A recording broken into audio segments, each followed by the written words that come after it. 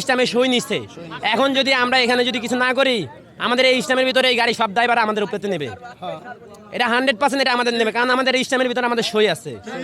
আমাদের ইসলামে যদি এখন যদি 50 লাখ টাকা লিখা দেয়, আমাকে কিছু করার নেই, আমাকে এটা দিতেই হইব।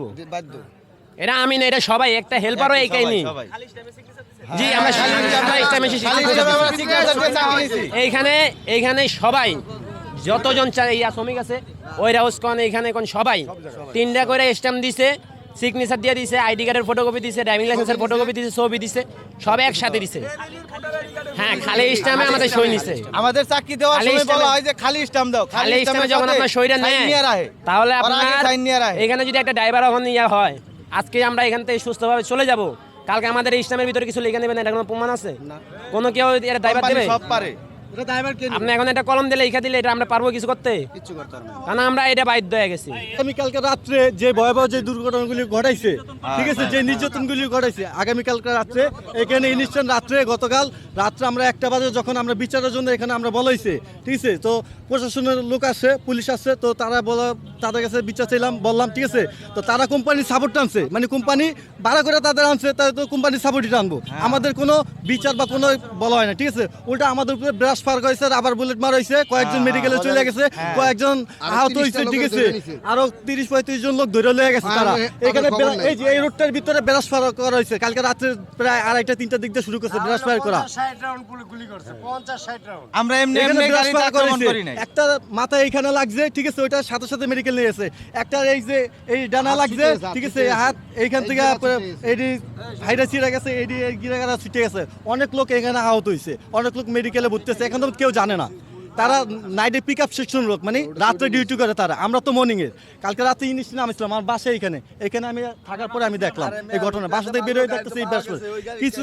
আর অল্প একটুর জন্য যদি আমি নিজে যদি দৌড় দিয়ে গলির ভিতরে না ঢুকি, গুলি আইসা আমার এই বাম্পায় লাগে, আমার বাম্পার গুলি আর একজনের পায়ে যায় লাগছে। আমি খালি গলির ভিতরে খালি একটু ঢুকার কারণে আমি নিজে বেঁচে গেছি। তো কোম্পানি আমাদের প্রতি কি করলো, যে আমার নাম হচ্ছে মোহাম্মদ নাইব, আমি ড্রাইভিং পোস্ট আছে ড্রাইভার। শোনেন, এই গাড়ির জন্য চুরি হয়েছে, এই গাড়ি পাওয়া গেছে, হেরা ট্রেডিং করে পাইছে, তাহলে আগে কেন দেখে না দেখা এই ড্রাইভারটারে কেন মারলো? আর গাড়ি পাওয়া গেছে, এখন এই প্রতিবাদ কি করবো? হেরা নিজেরা ট্রেকিং করে কি করছে, হেরা নিজেরা চালাচি করে এই স্যারের মারছে। এর আগে একটা কাবজা বসছিল এই স্যারের লগে অফিসে, এর আগে একটা হয়েছিল, যে আমি জানি হয়েছিল অফিসে, এটা ওই গাড়ি লিয়া মানে যায় নাই, এটা লিয়া একবার হয়েছিল, ডিউটি লিয়ে কাবজা ছিল এই স্যারের লগে।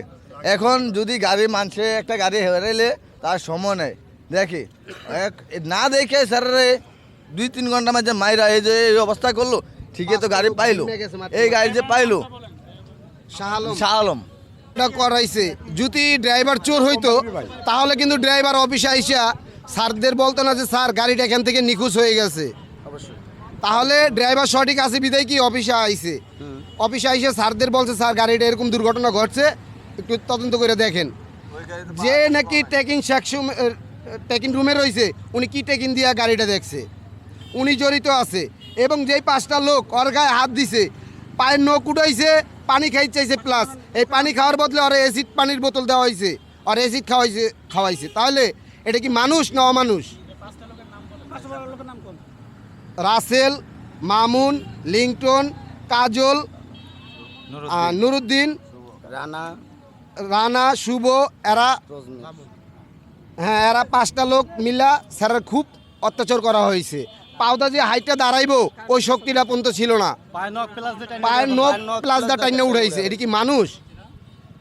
আমরা একটা ড্রাইভার, তাহলে ওর যদি এই পরিস্থিতি হয়, তাহলে আমরা যে ড্রাইভার, আমরা যে একটা সিনিয়র ড্রাইভার এই কোম্পানিতে আজকে 3.5 বছর ধরে আছি, আমাদের নিশ্চয়তা কি? আমরা তো আমার গাড়ি একবার সিলেট থেকে ডাকাইতে রাত থেকে আনছি, আমি নিজে আঘাত খাইছি এই আমার বাম চোখে, আমার তো এই কোম্পানি থেকে কোনো দিকে হেল্প করা হয় নাই।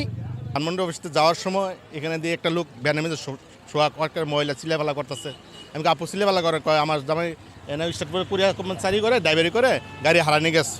তো মালিক পক্ষ জানার পরে মালিক পক্ষ গেছে, বাঁধছে, বাইন্দে পিটাইছে, এমনভাবে পিটাইছে, সারা রাত হারে পিটাইছে, পানি চাইছে, লাস্টে ব্যাটারি ফ্যান খাওয়াইছে, নখগোলা যেটা নখগোলা প্লাস দিয়ে উড়াই লেছে।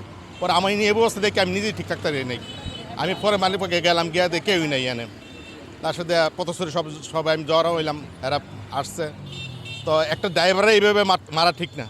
মূলত হচ্ছে যে এই ঘটনার পর আপনারা কি চিন্তা কত দূর এটা সমাধান দেবে আপনারা এগোচ্ছেন, বা এখানে কোনো শ্রমিক নেতা আছে বা তার সাথে কোনো কথা হচ্ছে কিনা? না, গতকালকে ঘটনার পর থেকে আমরা আমাদের ড্রাইভার হেল্পার যারা আছে আমরা গত সকালবেলা আজকে কথা বলেছি, এই পর্যন্ত আমরা কথা বলতেছি। তাদের যে সমস্যাগুলো ছিল আমরা সেগুলো সেই গ্যাপগুলো আমরা পূরণ করার চেষ্টা করতেছি। আর গতকাল যে অনাকাঙ্ক্ষিত ঘটনা ঘটেছে এটা হলো তৃতীয় পক্ষের উস্কানিতেই ঘটনাগুলো ঘটেছিল। তৃতীয় পক্ষ এখানে ইতিপূর্বে কিছুদিন আগে আমাদের এখানে কিছু চাঁদাবাজ মানে চাঁদা নেওয়ার জন্য আসছিল একটা গ্রুপ। তারা চাঁদা না পেয়ে তারা ক্ষিপ্ত হয়েছিল এবং গাড়ি চুরির একটা ইস্যু ছিল এবং গাড়ি চুরির ইস্যুটাকে কেন্দ্র করে তারা এখানে অ্যালাইন হয়ে গতকালকে এই ঘটনা ঘটিয়েছে। আর আপনাদের এই গতকাল রাতে আপনাদের যে উপরে যে হামলা হয়েছে এতে আহত কতজন এবং ক্ষয়ক্ষতির পরিমাণ?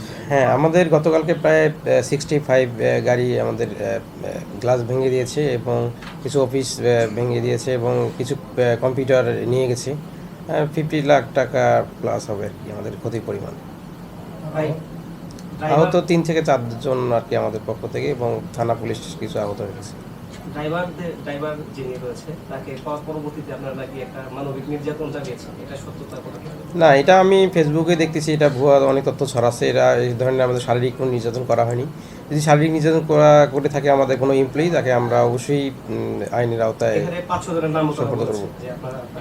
জি, আমিও নামগুলো শুনলাম। যদি তারা আসলেই শারীরিক নির্যাতন করে থাকে, এ ধরনের কোনো কর্মকাণ্ড করে থাকে, আমরা আইনে সুপর্দ করে দেব। আমি আমার নাম কাজল সুপিয়ার, আমি এজিএম এডমিন হিসেবে আছি।